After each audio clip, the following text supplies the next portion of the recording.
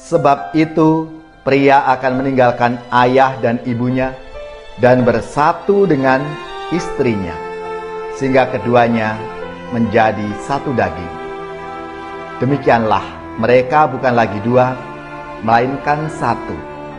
Karena itu, apa yang telah dipersatukan Allah tidak boleh diceraikan manusia.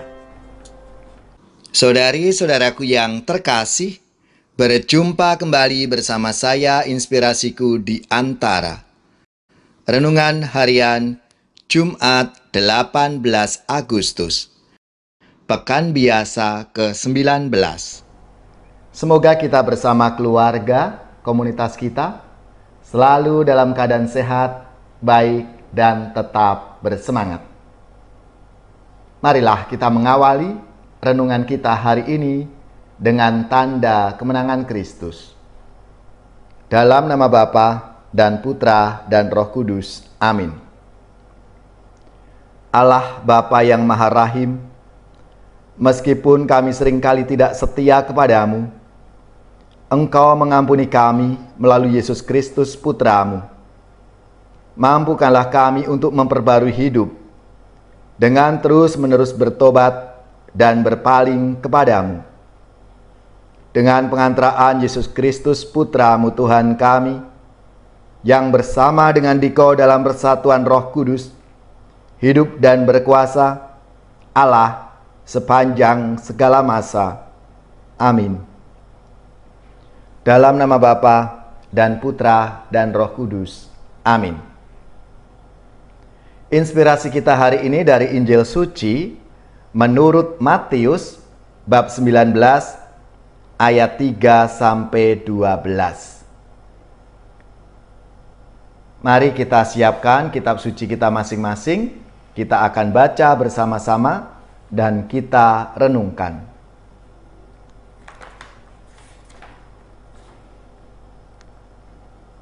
Pada suatu hari, datanglah orang-orang Farisi kepada Yesus untuk mencobai Dia. Mereka bertanya, apakah diperbolehkan orang menceraikan istrinya dengan alasan apa saja? Yesus menjawab, tidakkah kalian baca bahwa Ia yang menciptakan manusia sejak semula, menjadikan mereka pria dan wanita? Dan Ia bersabda, sebab itu, pria akan meninggalkan ayah dan ibunya dan bersatu dengan istrinya, sehingga keduanya itu menjadi satu daging. Demikianlah mereka itu bukan lagi dua, melainkan satu.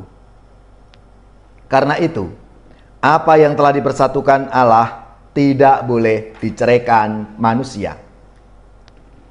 Kata mereka kepada Yesus, jika demikian, mengapa Musa memerintahkan untuk memberi surat cerai jika orang menceraikan istrinya?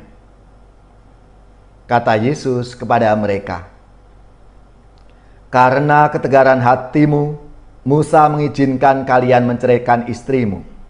Tetapi sejak semula, tidaklah demikian.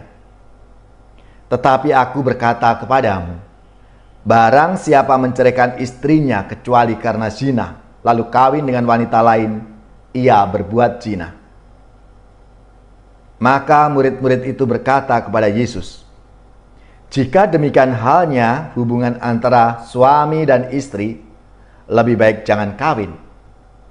Akan tetapi Yesus berkata kepada mereka, tidak semua orang dapat mengerti perkataan ini. Hanya mereka yang dikaruniai saja. Ada orang yang tidak dapat kawin karena ia memang lahir demikian dari rahim ibunya. Dan ada orang yang menjadikan demikian oleh orang lain. Dan ada orang yang membuat dirinya demikian karena kemauannya sendiri demi kerajaan surga. Siapa yang dapat mengerti, hendaklah ia mengerti. Demikianlah sabda Tuhan. Terpujilah Kristus. Saudari-saudaraku yang terkasih, melalui sabda Tuhan hari ini, Yesus mengajarkan dan meneguhkan sakralitas perkawinan. Yesus kembali ke rencana semula Allah, sebagaimana dalam penciptaan. Itu ditekankan Yesus sehubungan pertanyaan kaum Farisi, apakah boleh menceraikan istri? Yesus berkata dengan tegas, sebab itu pria akan meninggalkan ayah dan ibunya dan bersatu dengan istrinya, sehingga keduanya menjadi satu daging. Demikianlah mereka bukan lagi dua, melainkan satu. Karena itu, apa yang telah dipersatukan Allah tidak boleh diceraikan manusia. Saudari-saudaraku yang terkasih, dengan demikian, perkawinan itu sungguh sakral di mata Allah yang hadir. Dan itu atas rancangan Allah sendiri. Dan gereja mengangkat martabat perkawinan itu menjadi salah satu dari 7 sakramen. Sehingga menjadi sakramen perkawinan atau pernikahan. Perkataan Yesus dan ajaran gereja Katolik mengakukan nilai luhur perkawinan itu. Setiap orang harus memandang perkawinan sebagai panggilan dan perutusan dari Allah. Ditegaskan bahwa perkawinan itu ikatan batin antara seorang pria dan wanita untuk saling membahagiakan dan terarah pada kelahiran anak. Dan inilah keluhuran perkawinan itu. Keluarga adalah persekutuan dalam cinta. Dipersatukan menjadi satu, maka perkawinan adalah panggilan suci di mana Allah sendiri terlibat dan hadir di sana. Sekaligus dinyatakan bahwa dengan demikian yang tidak menikah, yang ambil panggilan secara khusus hidup selibat karena kerajaan Allah juga adalah panggilan dan rahmat Allah. Saudari-saudaraku yang terkasih, keluarga Katolik sudah selayaknya hidup berlandaskan kasih Allah itu. Kasih Allah yang menerima setiap pribadi apa adanya, mau mengampuni, selalu punya pengharapan, tidak mudah menyerah, dan berpikiran positif, saling memahami terhadap setiap anggota keluarganya, dan punya kepedulian serta mau melayani satu sama lain. Kasih Allah itulah yang harus menjadi fondasi utama yang membuat keluarga dan hidup perkawinan itu tetap kokoh dan kuat. Keluarga adalah contoh nyata persekutuan kasih itu. Maka marilah, saudari-saudaraku yang terkasih, kita semua dipanggil untuk bersama-sama mewujudkan kerajaan Allah dalam hidup panggilan kita masing-masing. Entah itu kita sebagai keluarga ataupun panggilan hidup sebagai imam, biarawan, biarwati. Kita punya tugas tanggung jawab untuk mewujudkan dan menghadirkan Allah dalam tugas-tugas panggilan kita itu. Ya Allah, semoga kasih-Mu senantiasa mengalir dalam hidup kami dan mampukan kami untuk membangun keluarga menjadi komunitas kasih.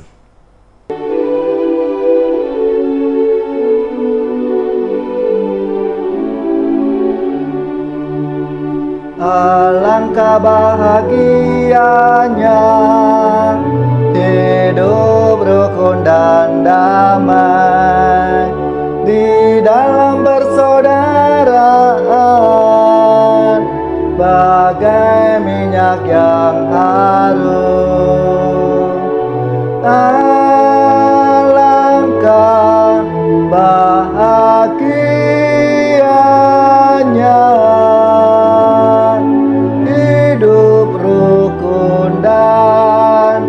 damai.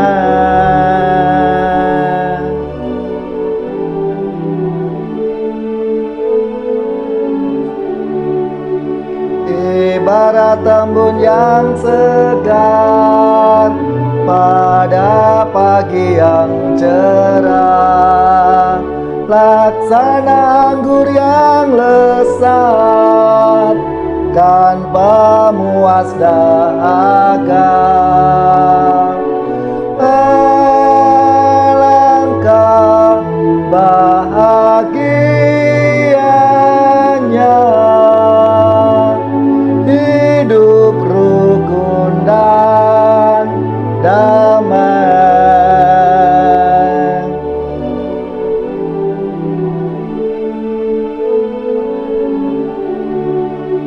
Begitulah berkat Tuhan dengan berlimpah ruah turun ke atas mereka kini dan selamanya. Alangkah bahagianya hidup rukun dan damai.